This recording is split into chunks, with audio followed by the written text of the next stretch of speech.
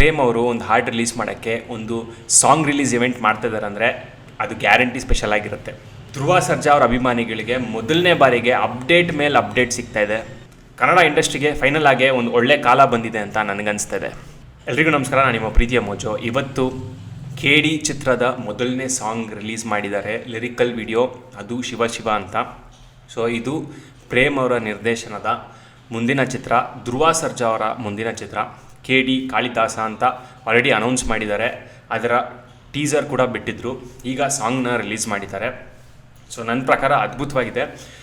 ಪ್ರೇಮ್ ಅವರು ಅವ್ರಿಗೆ ಒಂದು ನ್ಯಾಕ್ ಇದೆ, ಅದೇನೆಂದರೆ ಒಳ್ಳೆ ಹಾಡುಗಳನ್ನ ಐಡೆಂಟಿಫೈ ಮಾಡೋದು, ಒಳ್ಳೆ ಸಾಂಗ್ಗಳನ್ನ ಕ್ರಿಯೇಟ್ ಮಾಡೋದು.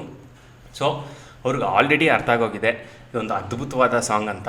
ಸೊ ಅದಕ್ಕೆ ಅದನ್ನ ಅವರ ಸ್ಟೈಲಲ್ಲೇ ಮಾರ್ಕೆಟ್ ಮಾಡ್ತಿದ್ದಾರೆ. ಸೊ ಈ ಸಾಂಗು 5 ಭಾಷೆಗಳಲ್ಲಿ ರಿಲೀಸ್ ಆಗ್ತದೆ. ಎಲ್ಲ 5 ಡಿಫ್ರೆಂಟ್ ಸೆಲೆಬ್ರಿಟೀಸ್ ಬೇರೆ ಬೇರೆ ಭಾಷೆಗಳಿಂದ ಅದನ್ನ ರಿಲೀಸ್ ಮಾಡ್ತಿದ್ದಾರೆ. ಸೊ ಪ್ರೇಮ್ ಅವರು ಆಲ್ರೆಡಿ ಶುರು ಮಾಡ್ಕೊಂಡ್ಬಿಟ್ಟಿದ್ದಾರೆ ಅವರ ಮಾರ್ಕೆಟಿಂಗ್ ಸ್ಟ್ರಾಟಜಿನ. ಸೊ ಇದು ಅಫಿಷಿಯಲ್ ಆಗಿ ಅನಿಸುತ್ತೆ ಅನೌನ್ಸ್ ಮಾಡ್ತಿದ್ದಾರೆ. ಇದು 5 ಲ್ಯಾಂಗ್ವೇಜಸಲ್ಲಿ ರಿಲೀಸ್ ಆಗ್ತಿದೆ ಅಂತ KD ಸಿನಿಮಾ. ಸೊ ಧ್ರುವ ಸರ್ಜಾ ಅವ್ರಿಗೆ back to back pan India ಸಿನಿಮಾಗಳು ರಿಲೀಸ್ ಆಗ್ತದೆ. ಅದಲ್ಲದೆ ರೇಷ್ಮಾ ನಾನಯ್ಯ ಅವರು ಅದ್ಭುತವಾಗಿ ಕಾಣಿಸ್ತಿದ್ದಾರೆ ಈ ಸಾಂಗಲ್ಲಿ. ಅವರ ಮತ್ತೊಂದು ಪ್ಯಾನ್ ಇಂಡಿಯಾ ಸಿನಿಮಾ UI ಆದಮೇಲೆ UI ಆಲ್ರೆಡಿ ಒಂದು ಒಳ್ಳೆ ಸಕ್ಸಸ್ ಸಿಕ್ಕಿದೆ. ಸೊ ಪ್ರೇಮ್ ಅವರು ಹೇಗೆ ಮಾಡಿರ್ತಾರೆ ಈ ಸಿನಿಮಾನ ಅಂತ ನಾನಂತೂ ಕಾಯ್ತಾ ಇದ್ದೀನಿ. ಸೊ ಆ್ಯಕ್ಚುಲಿ ಡಿಸೆಂಬರಲ್ಲಿ ರಿಲೀಸ್ ಮಾಡ್ತೀವಿ ಅಂತ ಹೇಳಿದರು, ಬಟ್ ಆಬ್ವಿಯಸ್ಲಿ ರಿಲೀಸ್ ಮಾಡೋಕ್ಕಾಗಲ್ಲ, ಯಾಕಂದರೆ ಡೇಟ್ಸ್ ಇಲ್ಲ. ಆಲ್ರೆಡಿ UI ಹಾಗೆ ಮ್ಯಾಕ್ಸ್ ಬರ್ತದೆ. ಸೊ KD ಮೋಸ್ಟ್ಲಿ ಜಾನ್ವರಿ ಅಥವಾ ಫೆಬ್ರವರಿಯಲ್ಲಿ ಯಾವುದಾದ್ರೂ ಒಂದು ಹಾಲಿಡೇ ಸೀಸನ್ ನೋಡಿ ಅವ್ರು ರಿಲೀಸ್ ಮಾಡ್ಬೋದು, ಇಲ್ಲ ಮಾರ್ಚ್ಗೂ ಬರ್ಬೋದು, ಹೇಳೋಕ್ಕಾಗಲ್ಲ. ಬಟ್ 3 ಮಂತ್ಸ್ ಗ್ಯಾಪಲ್ಲಂತೂ ಗ್ಯಾರಂಟಿ ಬರ್ತಾರೆ, ಯಾಕಂದರೆ ಪ್ರೇಮ್ ಅವರು ಆಲ್ರೆಡಿ ಅವರ ಪ್ರಮೋಷನ್ನ ಶುರು ಮಾಡ್ಕೊಂಡ್ಬಿಟ್ಟಿದ್ದಾರೆ.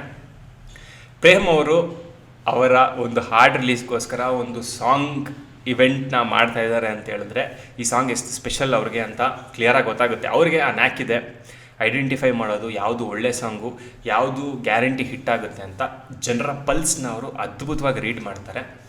ಸೊ ಅದಲ್ಲದೆ ಪ್ರೇಮ್ ಅವರು ಅವರ ಡೈರೆಕ್ಷನ್ ಮೇಲೆ ಹೋಪ್ಫುಲಿ ಈ ಟೈಮ್ ಇನ್ನೂ ಜಾಸ್ತಿ ಎಫರ್ಟ್ ಹಾಕಿದ್ದಾರೆ, ಜಾಸ್ತಿ ಕಾನ್ಸಂಟ್ರೇಟ್ ಮಾಡಿದ್ದಾರೆ, ಒಳ್ಳೆ ಕತೆ ತೊಗೊಂಡು ಬಂದಿದ್ದಾರೆ ಅಂತ ನನಗನ್ನಿಸ್ತದೆ.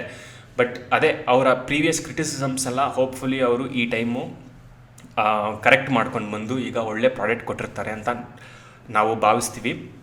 ಅದಲ್ಲದೆ ಪ್ರೇಮ್ ಅವರು ಅವರ ಸಾಂಗ್ಸ್ ಬಗ್ಗೆ ನಾವು 2 ಮಾತಾಡೋಂಗೆ ಇಲ್ಲ. ಅರ್ಜುನ್ ಜನ್ಯ ಅವ್ರ ಜೊತೆ ಅವರ ಕಾಂಬಿನೇಷನ್ ಅದ್ಭುತವಾಗಿ ಮೂಡಿ ಬಂತೆ. ಇನ್ ದ ಪಾಸ್ಟ್ ವಿಲನ್ ಆಗಿರ್ಬೋದು ಅಥವಾ ಏಕಲವ್ಯ ಆಗಿರ್ಬೋದು, 2ರಲ್ಲೂ ಅದ್ಭುತವಾಗಿ ಕಾಂಬಿನೇಷನ್ ಬಂದಿದೆ ಇವರಿಬ್ಬರದು. ಸೊ ಹೋಪ್ಫುಲಿ ಇದರಲ್ಲೂ ಅಷ್ಟೇ ಅವ್ರು ಆಲ್ರೆಡಿ ಹೇಳಿದ್ದಾರೆ ಈ ಸಾಂಗ್ ಅಲ್ಲದೆ ಇನ್ನೂ ಬೇರೆ ಬೇರೆ ಸಾಂಗ್ಗಳಿದೆ, ಎಲ್ಲ ವಿಭಿನ್ನವಾಗಿದೆ ಅಂತ. ಸೊ 1 by 1 ಎಲ್ಲ ರಿಲೀಸ್ ಮಾಡ್ಕೊಂಡು ಬರ್ತಾರೆ. ಬಟ್ ನಾನು ಕಾಯ್ತಾ ಇರೋದು ಟೀಸರ್ ಟ್ರೈಲರ್ಗೋಸ್ಕರ ಈ ಸಿನಿಮಾ ಹೇಗೆ ಮೂಡಿ ಬಂದಿದೆ ಅಂತ. ಸಾಂಗ್ಸ್ಗಳ ಬಗ್ಗೆ ಯಾರಿಗೂ ಡೌಟ್ ಇಲ್ಲ, ಸೊ ಅದು ಸೆಕೆಂಡ್ರಿ. ಸೊ ಸಿನಿಮಾ ಹೇಗೆ ಬಂದಿದೆ, ಹೋಪ್ಫುಲಿ ಅದ್ಭುತವಾಗಿ ಬಂದಿದೆ. KVN ಪ್ರೊಡಕ್ಷನ್ಸ್ ಅವರು ಈ ಸಿನಿಮಾನ ನಿರ್ಮಾಣ ಮಾಡ್ತಾಯಿದ್ದಾರೆ. ಸೊ ಅವರು ಆಲ್ರೆಡಿ ಒಂದು ದೊಡ್ಡ ಕಂಪನಿ ಅಂತ ಪ್ರೂವ್ ಮಾಡ್ಕೊಂಡ್ಬಿಟ್ಟಿದ್ದಾರೆ. ಬಿಗ್ ಹೀರೋಗಳ ಜೊತೆ ಸಿನಿಮಾಗಳು ಅನೌನ್ಸ್ ಮಾಡಿದ್ದಾರೆ. ಅವ್ರದ್ದು ಬಿಗ್ಗೆಸ್ಟ್ ಪ್ರಾಜೆಕ್ಟ್ ಯಾವುದು ಅಂದರೆ ಟಾಕ್ಸಿಕ್, ಯಶ್ ಅವ್ರ ಜೊತೆ. ಅದಲ್ಲದೆ ತಲಪತಿ ವಿಜಯ್ ಅವ್ರ ಜೊತೆನೂ ಅವರ ಕೊನೆ ಸಿನಿಮಾ ತಲಪತಿ 69 ಅನೌನ್ಸ್ ಮಾಡಿದ್ದಾರೆ. ಹಾಗೆ ದರ್ಶನ್ ಅವ್ರ ಜೊತೆನೂ ಒಂದು ಸಿನಿಮಾನ ಅನೌನ್ಸ್ ಮಾಡಿದ್ದಾರೆ. ಸೊ ಅವರು ಆಲ್ರೆಡಿ ನಾವೊಂದು ಬಿಗ್ ಎಂಪೈರ್ ಅಂತ ಆಲ್ರೆಡಿ ತೋರಿಸ್ಕೊಂಡ್ಬಿಟ್ಟಿದ್ದಾರೆ. ಸೊ ಅದಕ್ಕೆ ಧ್ರುವ ಸರ್ಜಾ ಅವ್ರ ಎಂಟ್ರಿ ಆಗಿದೆ. ಧ್ರುವ ಸರ್ಜಾ ಅವರು ತುಂಬ ಪೊಟೆನ್ಷಿಯಲ್ ಇರೋವಂಥ ಹೀರೋ ಅಂತ ನನಗನ್ಸುತ್ತೆ.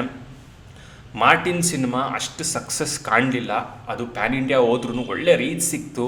ಬಟ್ ಪ್ರಾಡಕ್ಟ್ ಔಟ್ಕಮ್ ಅಷ್ಟು ಸ್ಯಾಟಿಸ್ಫೈ ಆಗಿಲ್ಲ ಆಡಿಯನ್ಸ್ಗೆ ಅಂತ ರಿವ್ಯೂಗಳಿಂದ ನಮಗೆ ಅರ್ಥ ಆಗುತ್ತೆ. ಹಾಗೆ ನಾವು ಸಿನಿಮಾ ನೋಡಿರೋರು ಗೊತ್ತಾಗುತ್ತೆ, ಇನ್ನೂ ಜಾಸ್ತಿ ಎಕ್ಸ್ಪೆಕ್ಟ್ ಮಾಡ್ತಾಯಿದ್ರು ಜನ ಅದರಿಂದ ಅಂತ.